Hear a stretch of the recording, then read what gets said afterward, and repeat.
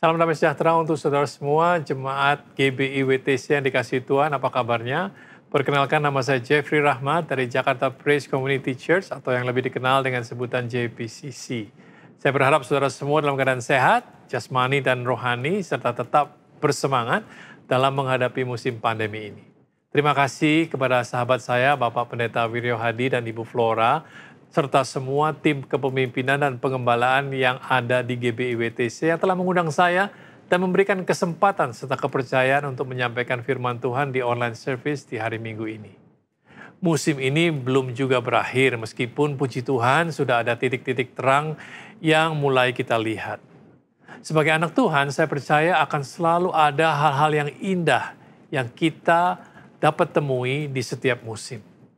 Semuanya kembali tergantung dari cara pandang kita, dari lensa yang kita pakai untuk melihat keadaan di sekitar kita. Yesus katakan di dalam Lukas pasal yang ke-11 ayat yang ke-34, matamu adalah pelita tubuhmu. Jika matamu baik, teranglah seluruh tubuhmu. Tapi jika matamu jahat, gelaplah tubuhmu. Kalau mata hati kita baik, maka kita tetap dapat melihat terang meskipun berada di dalam gelap. Tetapi jika mata hati kita jahat, maka kegelapan yang kita temui akan menjadi semakin gelap. Mata hati yang baik kita dapatkan kalau terang Tuhan ada di dalam hati kita.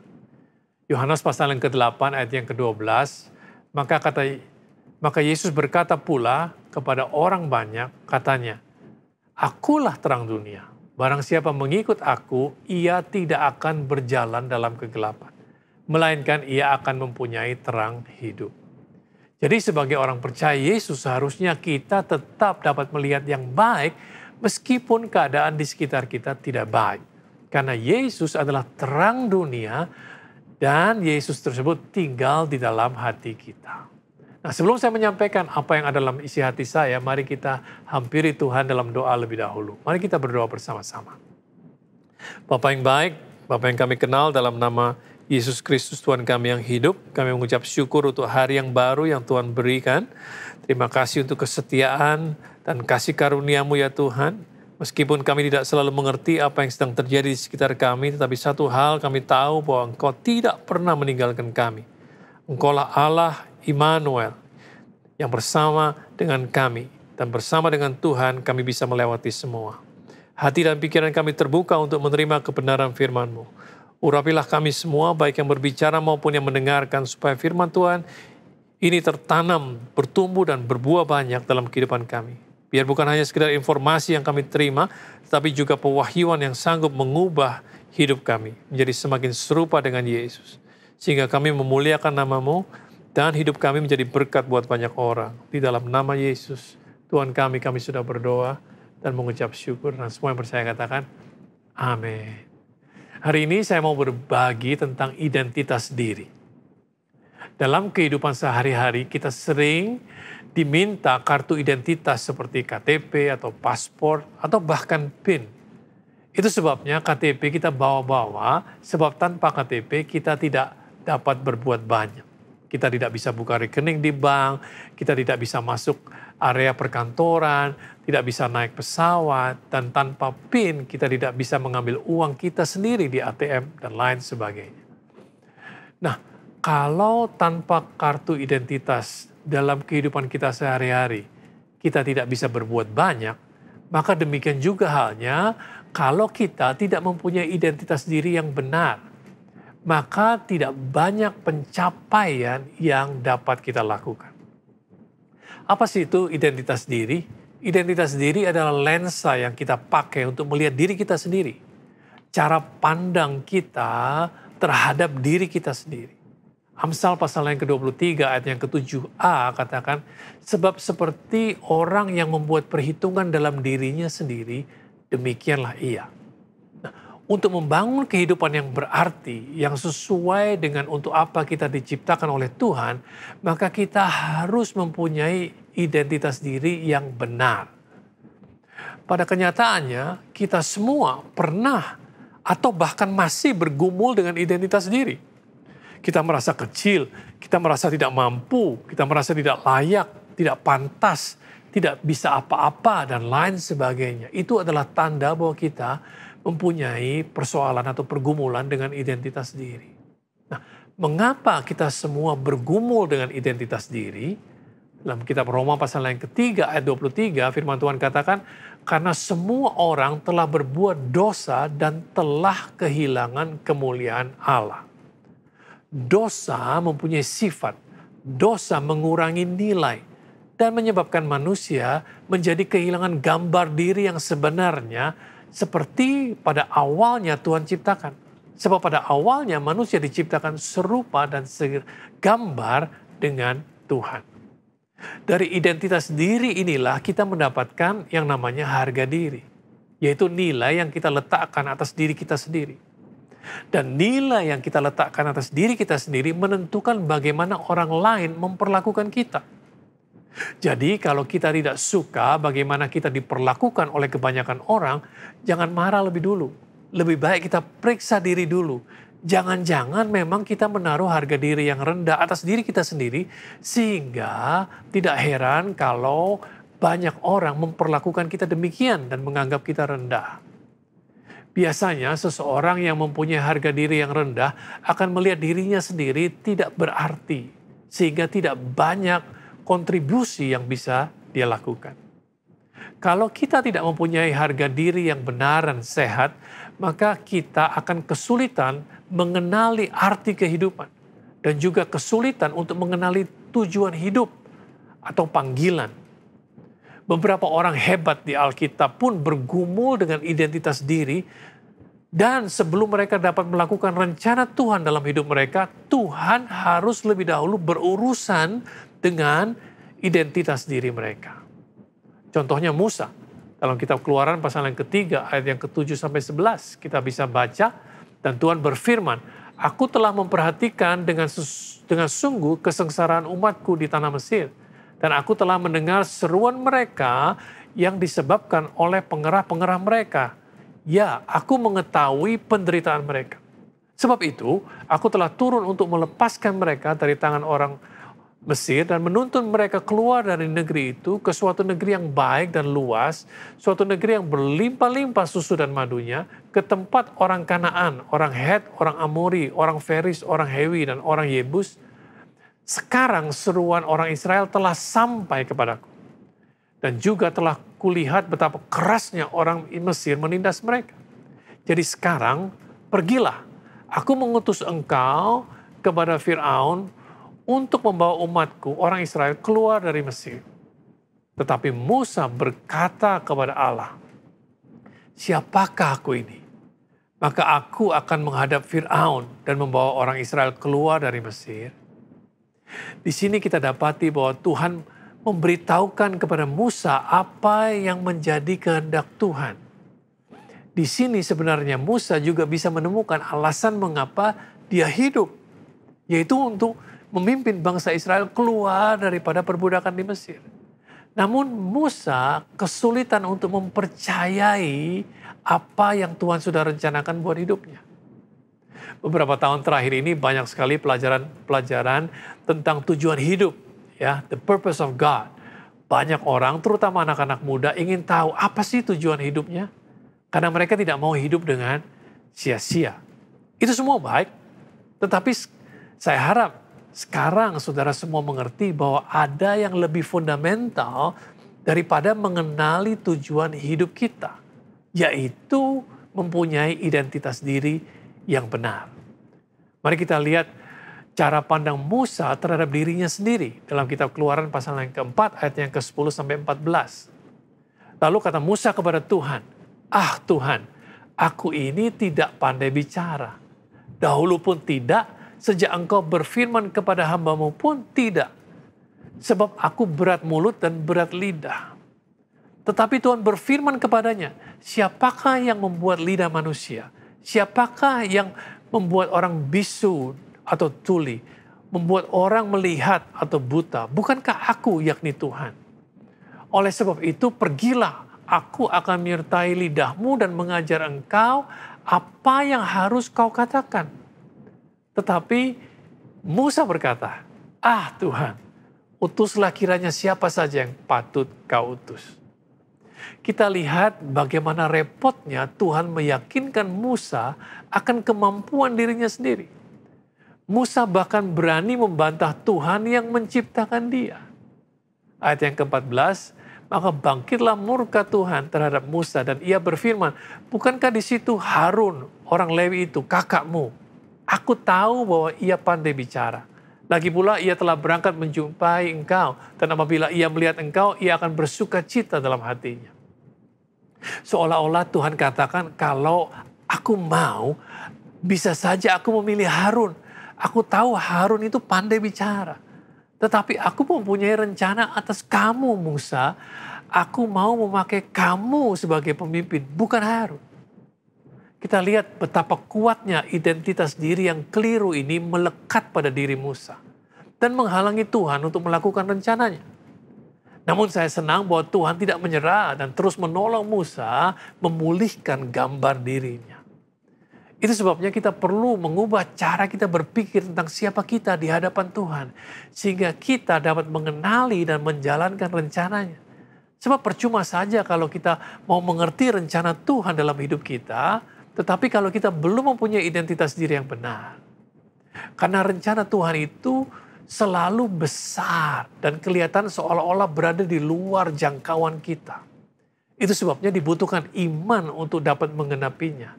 Karena dengan kekuatan sendiri kita tidak akan mampu. Kemudian gambar diri atau identitas diri yang salah akan menghalangi kita untuk dapat menikmati janji-janji Tuhan. Contoh yang jelas terjadi ketika bangsa Israel disuruh Tuhan mengutus para pemimpin dari setiap suku untuk mengintai tanah perjanjian. 10 orang pemimpin yang pergi mengintai mempunyai identitas diri yang keliru, yang kemudian menyebabkan mereka mengambil keputusan yang keliru sebagai pemimpin. Seperti yang kita bisa baca dalam kitab Bilangan pasal yang ke-13 ayat yang ke-33. Mereka katakan, juga kami lihat di sana orang-orang raksasa, orang enak yang berasal dari orang-orang raksasa. Dan kami lihat diri kami sendiri, dan kami lihat diri kami seperti belalang. Demikian juga mereka terhadap kami. Kata kami melihat diri kami, itulah yang saya maksud dengan identitas diri. Dan mereka melihat diri mereka sendiri seperti belalang. Dan karena mereka melihat diri mereka sendiri seperti belalang, maka orang lain juga melihat dan memperlakukan mereka seperti belalang. Belalang itu binatang yang kecil. Nah, bagi belalang, apa saja yang dia lihat dari sudut pandang dia akan kelihatan besar. Sedangkan raksasa adalah gambaran dari sesuatu yang besar yang dapat mengintimidasi yang lebih kecil. Masalahnya kalau kita mau berurusan dengan raksasa, kita harus berpikir dan bertindak seperti seorang raksasa. Kalau kita mau menjadi besar, kita harus mempunyai cara berpikir yang besar juga. Sedangkan dua pemimpin yang lain mempunyai cara pandang yang berbeda. Dalam kitab Bilangan 14 ayat yang ke-6 sampai ke-8 kita dapati, tetapi Yosua bin Nun dan Kaleb bin Yefune yang termasuk orang-orang yang telah mengintai negeri itu mengoyakkan pakaiannya dan berkata kepada segenap umat Israel, negeri yang kami lalui untuk diintai itu adalah luar biasa baiknya. Jika Tuhan berkenan kepada kita, maka Ia akan membawa kita masuk ke negeri itu dan akan memberikannya kepada kita suatu negeri yang berlimpah-limpah susu dan madunya. Kita lihat bukan hanya cara pandangnya yang berbeda, namun Yosua dan Kaleb mempunyai otoritas Allah dalam hidup mereka. Dan otoritas Allah itu datang karena cara pandang mereka tentang diri mereka sendiri. Jadi otoritas Tuhan dalam hidup saudara terkait dengan cara pandang saudara tentang diri saudara sendiri. Mari kita lihat salah satu perumpamaan yang terkenal yang Yesus berikan dalam kitab Lukas pasal yang ke-15 ayat yang ke-11 sampai 24. Yang dikenal dengan cerita anak yang terhilang. Dimulai dari ayat yang ke-11. Yesus berkata lagi, ada seorang mempunyai 2 anak laki-laki. Kata yang bungsu kepada ayahnya, Bapa, berikanlah kepadaku bagian harta milik kita yang menjadi hakku. Lalu ayahnya membagi-bagikan harta kekayaan itu di antara mereka. Beberapa hari kemudian anak bungsu itu menjual seluruh bagiannya lalu pergi ke negeri yang jauh. Di sana ia memboroskan harta miliknya itu dengan hidup berfoya-foya. Setelah dihabiskannya semuanya, timbullah bencana kelaparan dalam negeri itu dan ia pun mulai melarat. Lalu ia pergi dan bekerja kepada seorang majikan di negeri itu. Orang itu menyuruhnya ke ladang untuk menjaga babinya. Lalu ia ingin mengisi perutnya dengan ampas yang menjadi makanan babi itu. Tetapi tidak seorang pun yang memberikannya kepadanya. Lalu ia menyadari keadaannya, katanya betapa banyaknya orang upahan bapakku yang berlimpah-limpah makanannya, tetapi aku di sini mati kelaparan. Aku akan bangkit dan pergi kepada bapakku dan berkata kepadanya, Bapa, aku telah berdosa terhadap surga dan terhadap Bapa, aku tidak layak lagi disebutkan anak Bapa. Jadikanlah aku sebagai salah seorang upahan Bapa. Maka bangkitlah ia dan pergi kepada bapaknya. Ketika ia masih jauh, ayahnya telah melihatnya, lalu tergeraklah hatinya oleh belas kasihan. Ayahnya itu berlari mendapatkan dia, lalu merangkul dan mencium dia. Kata anak itu kepada bapaknya, Bapa, aku telah berdosa terhadap surga dan terhadap Bapa. Aku tidak layak lagi disebut anak Bapa. Tapi ayah itu berkata kepada hamba-hambanya, lekaslah, bawa kemari jubah yang terbaik, pakaikanlah itu kepadanya, kenakanlah cincin pada jarinya dan sepatu pada kakinya. Dan ambillah anak lembu tambun itu, sembelilah dia, dan marilah kita makan dan bersuka cita, sebab anakku ini telah mati dan menjadi hidup kembali, ia telah hilang dan didapat kembali, maka mulailah mereka bersukaria. Suatu perumpamaan yang sangat luar biasa. Nah, banyak yang memakai kisah ini untuk menyampaikan khotbah tentang pertobatan, termasuk juga saya berkali-kali melakukannya. Namun suatu hari saya membaca kisah ini dengan kacamata yang berbeda. Dan saya mulai menemukan sesuatu yang menarik dalam kisah ini yang belum pernah saya lihat sebelumnya. Ini merupakan kehebatan dari kedalaman firman Tuhan. Saya menemukan bahwa dosa si bungsu ini yang membuat cara pandang dia tentang dirinya sendiri terganggu. Dia mulai memandang dirinya tidak layak lagi menjadi anak bapaknya. Dia mulai berandai-andai sendiri, padahal belum tentu demikian apa yang ada dalam pikiran bapaknya. Memang anak yang terhilang ini mempunyai keinginan untuk berbalik, dia sadar, dia punya keinginan untuk bertobat dan kembali ke rumah bapaknya. Namun cara pandangnya terhadap dirinya sendiri masih keliru. Dan dia memasang target yang rendah untuk hidupnya sendiri. Bayangkan, si bungsu ini keluar dari rumah bapaknya sebagai seorang anak, dan pada saat dia pulang kembali ke rumah bapaknya, dia ingin jadi seorang budak. Kelihatan sekali bahwa identitas dirinya rusak. Dosa membuat dia mengurangi nilai dirinya sendiri. Dia pikir bahwa dia hanya pantas untuk hal-hal yang kecil, dan sama sekali tidak pantas untuk dunia yang besar. Dia pikir dia sudah tidak lagi layak untuk mendapatkan sesuatu yang baik, sesuatu yang besar dan luar biasa. Identitas dirinya rusak, menyebabkan harga dirinya menjadi rendah. Dan karena harga dirinya rendah, maka dia tidak berani menargetkan hal-hal yang tinggi dalam hidupnya. Nah, yang menjadi pertanyaan adalah, bagaimana seseorang yang mempunyai identitas diri seperti ini dapat melakukan perkara besar? Bagaimana seseorang dengan identitas diri yang seperti ini dapat melakukan hal-hal yang gagah berani? Bagaimana seseorang dengan identitas diri yang seperti ini dapat memberikan dampak hidupnya kepada orang lain? Nah, sekarang mari kita ganti sudut pandang. Mari kita lihat kejadian ini dari perspektif sang bapa. Hal pertama yang dilakukan oleh sang bapa pada saat melihat anaknya yang bungsu kembali adalah berlari mendapatkan dia. Bapa menerima kembali anak bungsunya, merangkul dan mencium dia. Nah, mungkin saja anaknya masih dalam keadaan bau, kotor, lusuh. Tetapi bapa tidak peduli. Dia senang anaknya yang hilang, dia dapatkan kembali. Tidak diceritakan bahwa bapaknya menghakimi dia atau mendamprat dia atau menyalahkan serta menuntut pengakuan salah dari anaknya. Malah bapaknya berkata, lekaslah kepada para pegawainya. Pakaikanlah jubah yang terbaik. Pada zaman itu tidak semua orang memakai jubah. Jubah biasanya hanya dipakai oleh orang-orang yang mempunyai kedudukan yang tinggi. Seperti para raja, hakim, nabi, dan orang-orang kaya. Jadi dengan memakaikan jubah kepada anak bungsunya berarti bapaknya mengembalikan martabatnya. Pakaikanlah cincin pada jarinya, berarti dikembalikan otoritasnya. Pakaikanlah sandal pada kakinya, sebab ingat dia pulang ingin jadi budak. Dan budak pada zaman itu tidak memakai alas kaki.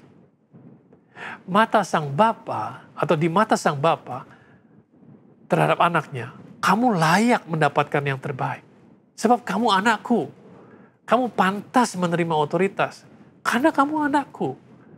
Kamu ini tinggi statusnya. Karena kamu ini anakku.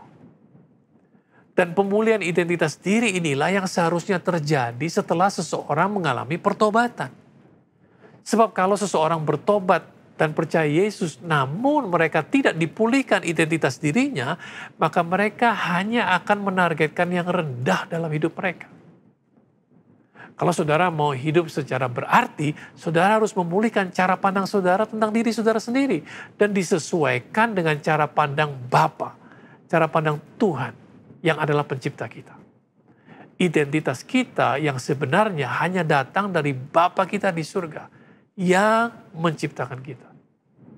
Rasul Paulus mengatakan dalam surat Galatia 4 ayat yang ke-5 sampai yang ke-7. Ia atau Yesus diutus untuk menebus mereka yang takluk kepada hukum Taurat, supaya kita diterima sebagai anak. Dan karena kamu adalah anak, maka Allah telah menyuruh roh anaknya ke dalam hati kita yang berseru, ya Aba, ya Bapa.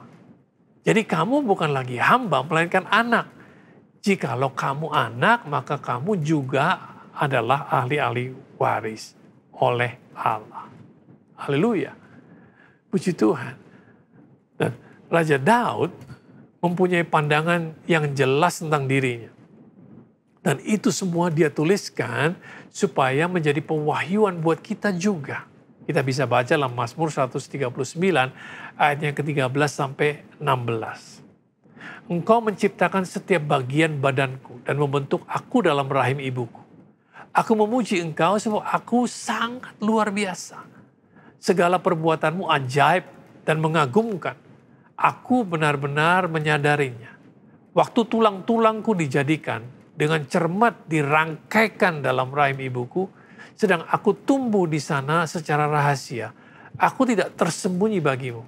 Engkau melihat aku waktu aku masih dalam kandungan. Semuanya tercatat di dalam bukumu.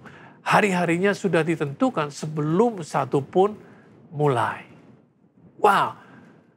Suatu pewahyuan yang luar biasa yang Daud dapatkan tentang kejadiannya. Tentang dirinya sendiri.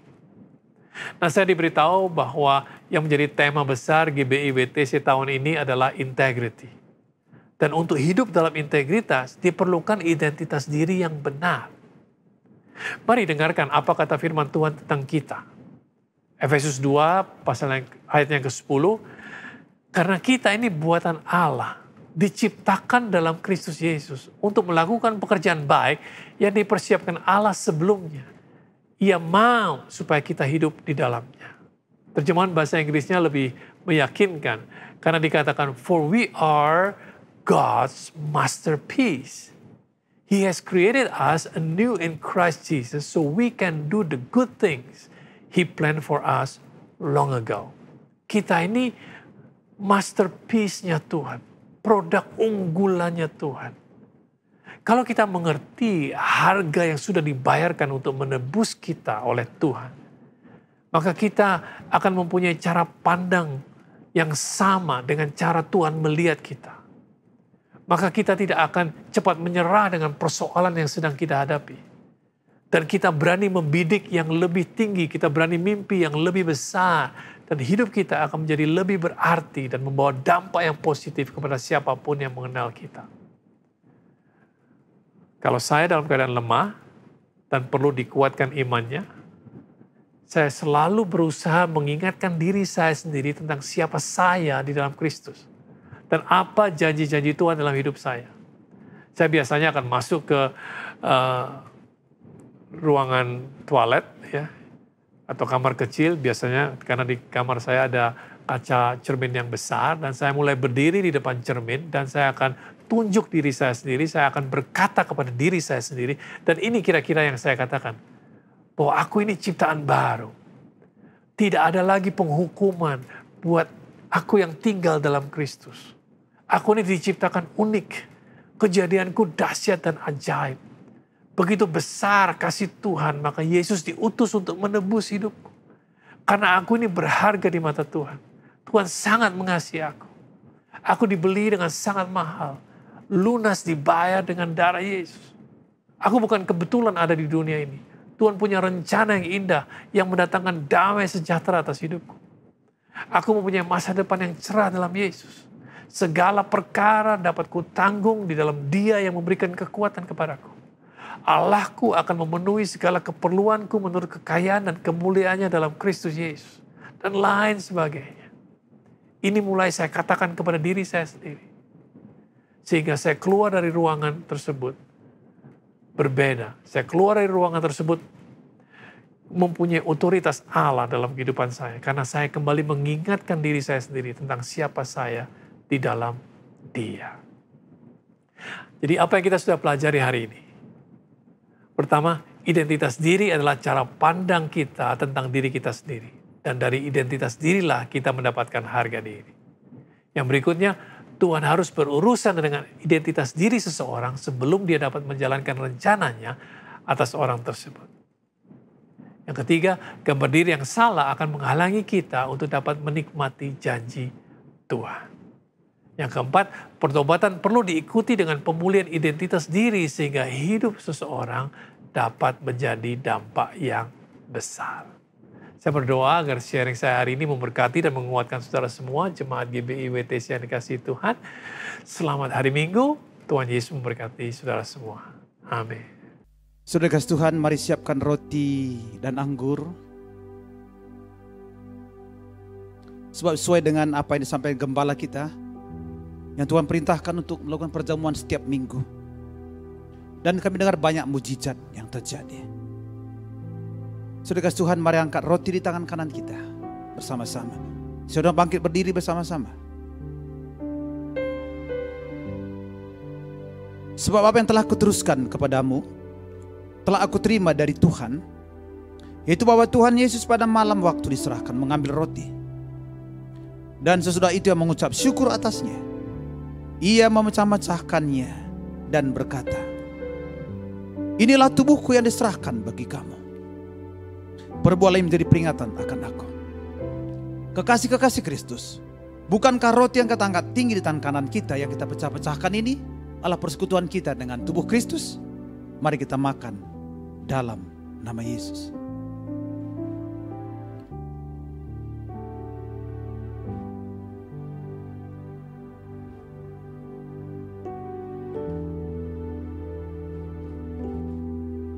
Mari kita angkat cawan di tangan kanan kita. Demikian juga yang mengambil cawan sesudah makan lalu berkata, cawan inilah perjanjian baru yang dimeteraikan oleh darahku. Perbuatlah ini setiap kali kamu minumnya, menjadi peringatan akan aku. Kekasih-kekasih Kristus, bukankah cawan yang berisi anggur ini, yang atasnya kita bersyukur, persekutuan kita dengan darah Yesus? Mari kita minum dalam nama Yesus.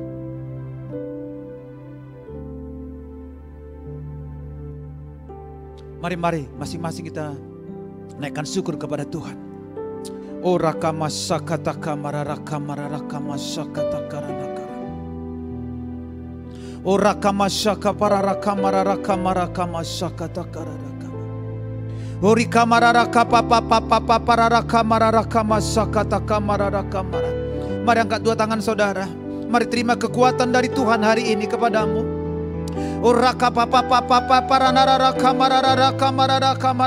Terima pemulihan dari Tuhan.